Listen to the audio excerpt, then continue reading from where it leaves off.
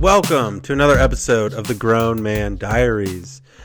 So today we're going to talk about how a house becomes a home and back to a house, and kind of what that means, what that process is, and really for me reflecting back on that whole journey throughout, kind of from the time that you graduate, high school or go to college until you really start to put down some roots. And so it all started with a joke, actually, because my wife and I were, talking the other day, and she's talking about how it'd be great to have more space, and our house isn't the biggest house, and trying to host events and different things. And I was like, well, it's a shame, because since you turned this house into a home, I don't really want to leave, and it was tongue in cheek, but there's a lot of truth to it.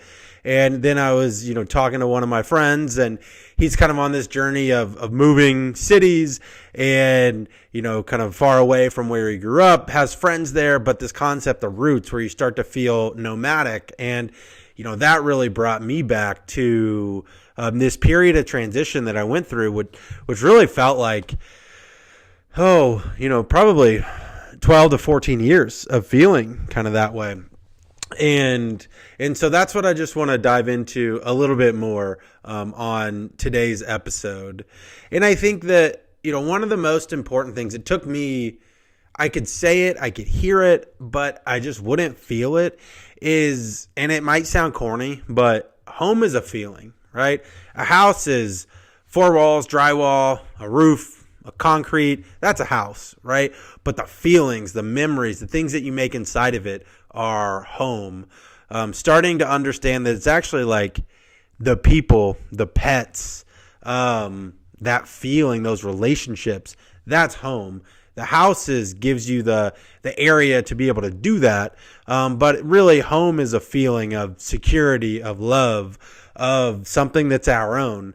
And I think that when we don't have that, or it feels like, we don't have that place to come back to, it can be challenging. It can feel like as everything's unraveling, as I'm just looking for a safe place, that just no longer exists. So, for me, and then the other thing, before I dive into a couple stories is, I was reminiscing the other day, opened up my old computer till I needed to find a couple pictures for something from Christmas. As you can see, it's right around the corner, fully decked out over here. But as I was looking at it, there was a picture of probably, 20 years ago or so. And I'm like, all of our family's there. Where is that? Like, where was this picture even taken? And things looked familiar, but it took a few seconds for me to go, oh, that was our house, the house I lived in from the time I was 2 until the time I went to college. So I think it's just one of those things where, like, sure, it could have been the angle, it could have been this, like, my parents have moved a few times, like, since then, but that was just so shocking to me as a place that I spent so much time and would have told you I knew like the back of my hand.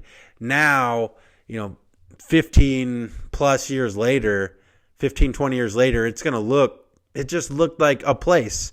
And I was trying to figure out actually where it was. And then it dawned on me. So I think all of that kind of culminated in this thought of, I'm sure a lot of people have that feeling, especially around the holidays, depending on how you're spending it, as traditions, are changing over time. And if you're in the throes of kind of being able to have those traditions that have been long standing, and you're going back to your parents' house, a grandparent's house, a friend, and there's that sense of like community there, that like homeliness, just soak that in, soak in those smells, just take a second to look around and try to take some mental pictures, because it probably won't always be that way, but there is also a path on the other side for when a home transitions. So for me, I think like many people in a kind of traditional upbringing background, the time that this idea of home starts to dissolve is when you go to college. So I remember I was so excited to go off to college, live in the dorms, meet new people. No one from my high school was going there. It was just a fresh new beginning. It wasn't very far away. It was like an hour and some change, but it was far enough. And so once I really moved all my stuff, into my college dorm, that definitely didn't feel like home, but it felt like my space. It felt like this new beginning. In my head, it just came envisioning, the bird getting pushed out of the nest and having to figure out how to fly, how to fend for themselves a little bit. And so, throughout the course of that year, you still referred to home as your parents' house. I'm going to go back home for this. I'm going to go home for Christmas, for a break. And I remember like coming home for Christmas, it's like your room still felt like your room. But when it really started to transition was that semester back. So in between my freshman and sophomore year, started to feel like I'm going back to my parents' house. Like it is my house, but it's not my house. It's the place that I grew up. And where I felt more that sense of home was college. And so I think that the other thing that happened around this time is, my aunt was sick and living with us as she was battling kind of the end stages of stage 4 brain cancer. And so, my parents are being caregivers. They're trying to give her everything that she needed. But ultimately, she passed away at the end of that summer. And where she lived in our basement at the time that, it was finished. And it was really a place that prior to that was just had a bunch of feelings from memories because it was all about gathering. It was all about folks being together, watching the game, watching movies, playing pool, like having birthday parties or celebrations there. And then over the course of that summer, it really became more of like her domain, like her apartment. And I think that as that started to happen and, then when she ultimately passed away down there, holding my sister and I's hand, it was the first time I really ever experienced like grief to that extent. And, it wasn't something that I was necessarily used to because it was the first time, but you just felt this change. It's kind of like when the tectonic plates shift a little bit and you can tell that this is another like nudge in that direction. So it wasn't a place I avoided. It wasn't a place I didn't want to go.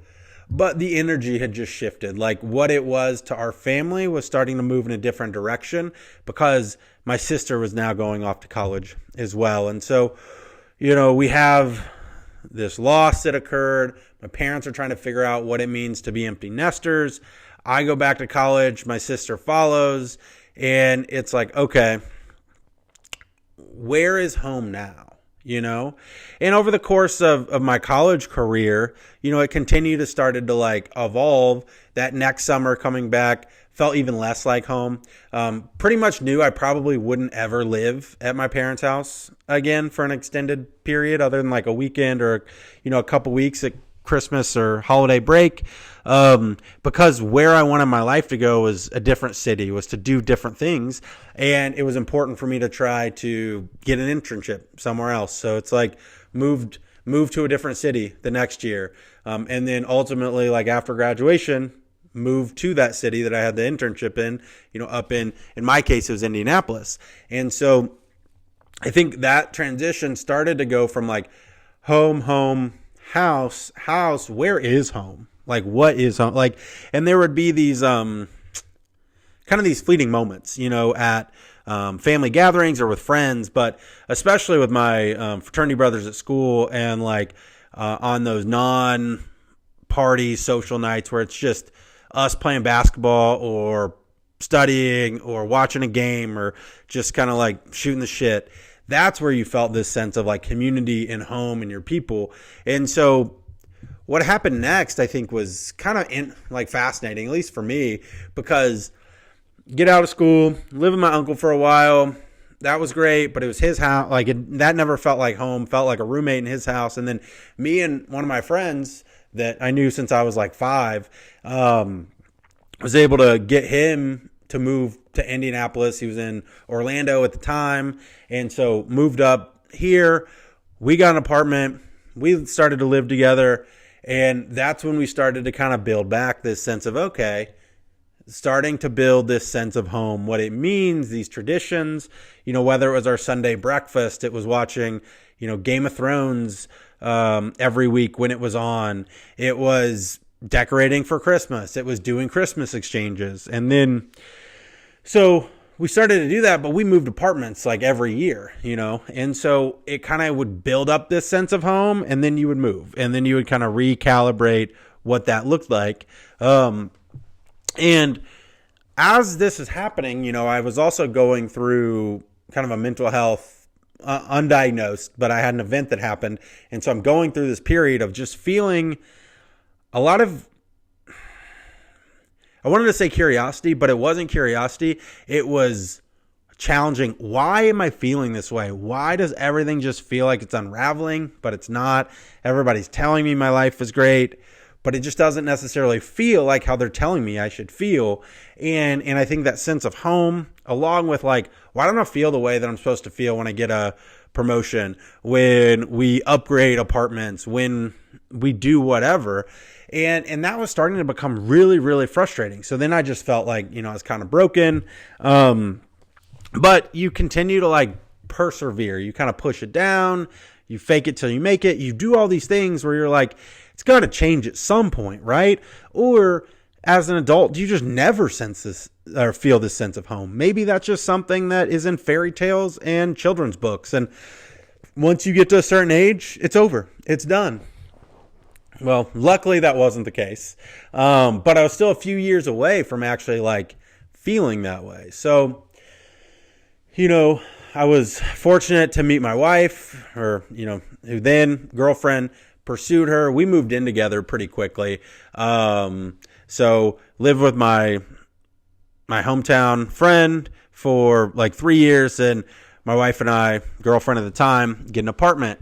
And this super small 1-bedroom apartment really made it our own.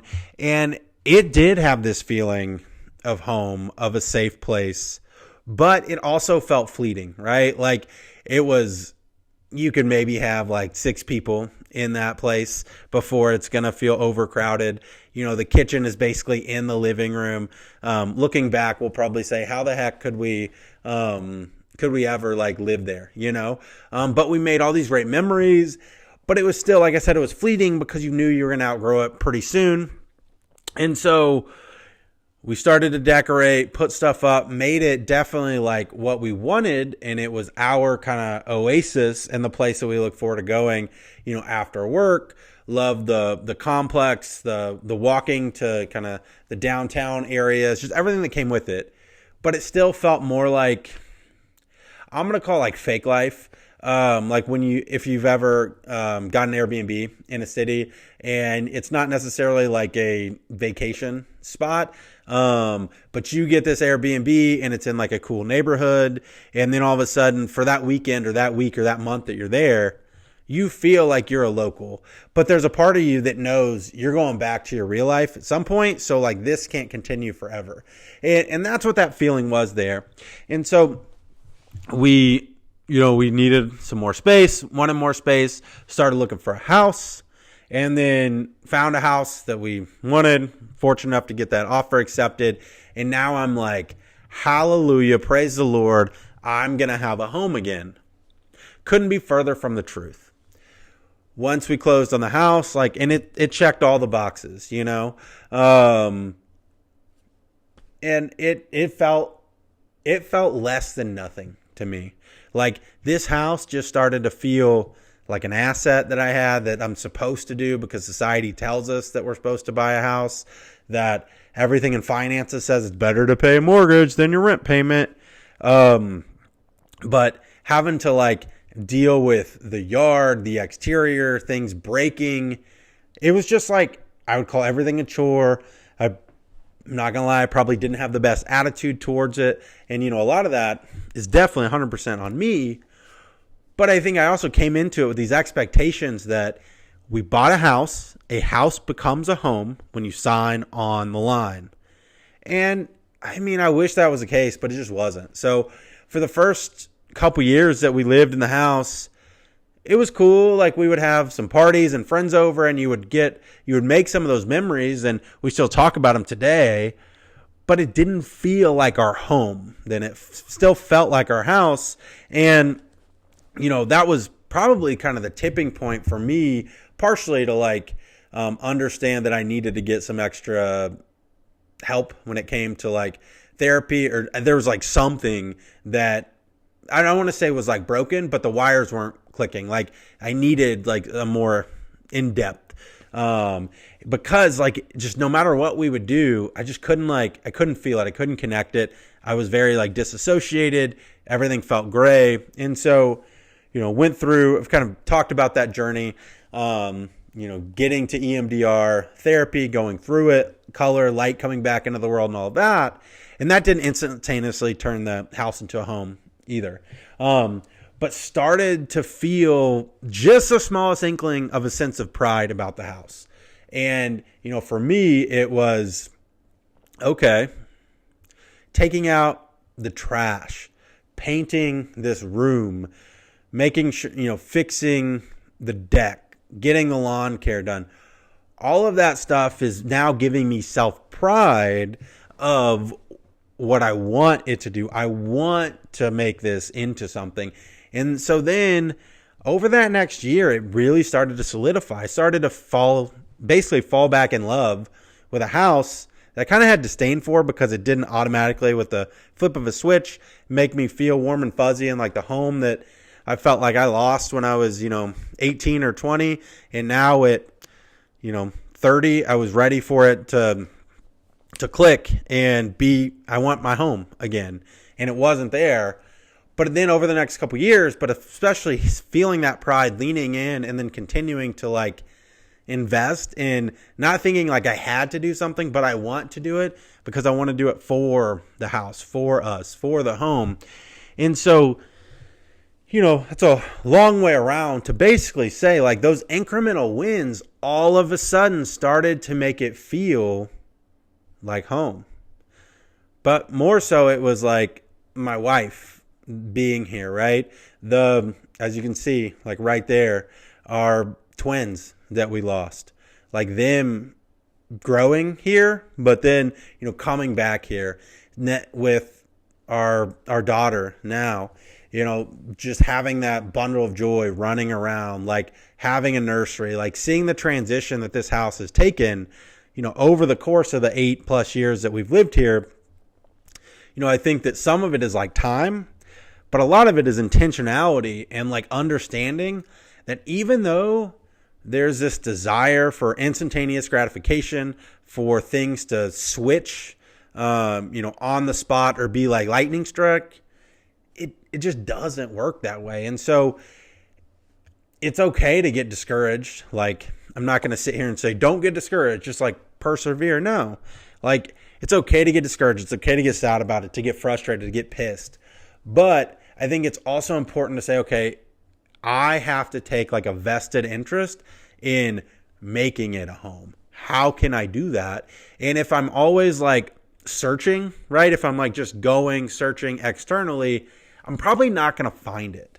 If I'm always trying to put that emphasis on someone else or something else to make me feel that way, I'm probably always going to fall short. And I'm always going to be frustrated at that thing, that event, or that person and feel like they didn't necessarily get me to where I wanted to go. But I'm the one that has to really pull myself to that point. I have to make sure I'm at least meeting it halfway. Am I putting in the effort to give it an opportunity? And it's okay if it doesn't work right away. Shoot or shoot. So you got to keep pressing into it and trying. And, I think with our house today, and I think that it's a lot more than what I shared, right now. And I'm going to talk a little bit more about this in other episodes, and this will definitely come up because it's one of my favorite books. But it reminds me a lot of The Alchemist, in the sense that, for those of you who haven't read it, 10 out of 10, highly recommend.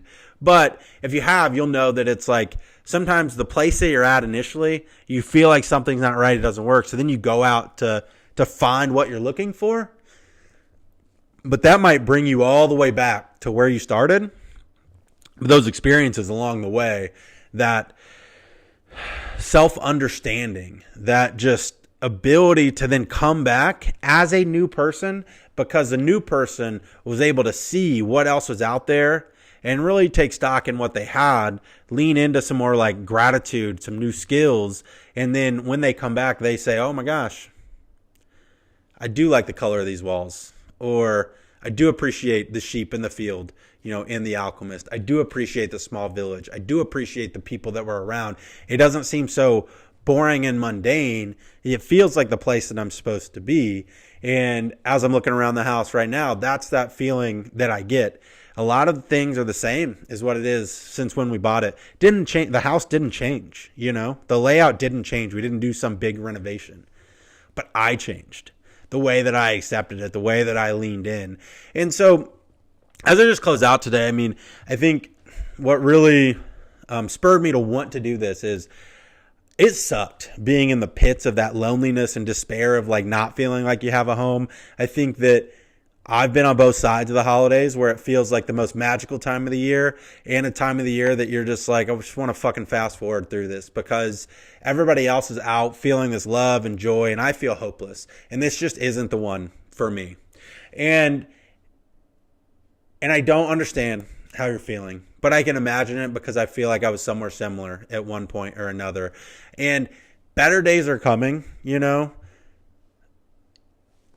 So just at least know that, at the end of the day, I can't snap my fingers and make everything better. You can't do the same, but you can try to stack those little wins. And then as you reflect back, hopefully next year or in a few years, you'll see not just how far you've come, but all the work that you put in to be an active participant in your own ability to kind of find that sense of home, who those people are, and ultimately lead to that sense of peace. So I would love to hear, your all's thoughts on if you're struggling with kind of that sense of home, if that's ever been something in the past, or how you cope with it. Because, by no means am I perfect, and I'm sure that that's going to continue to happen. It's something that I was just diving into this particular kind of segment of life and going from the home to a nomad back to finding a home. But, with folks that their kids are going to college or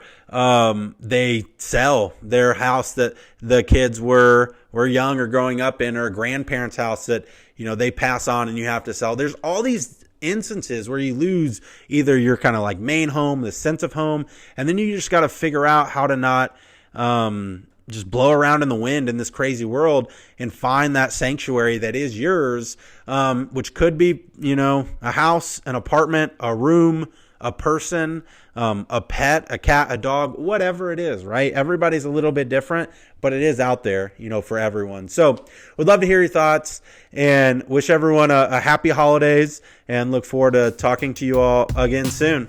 Take care.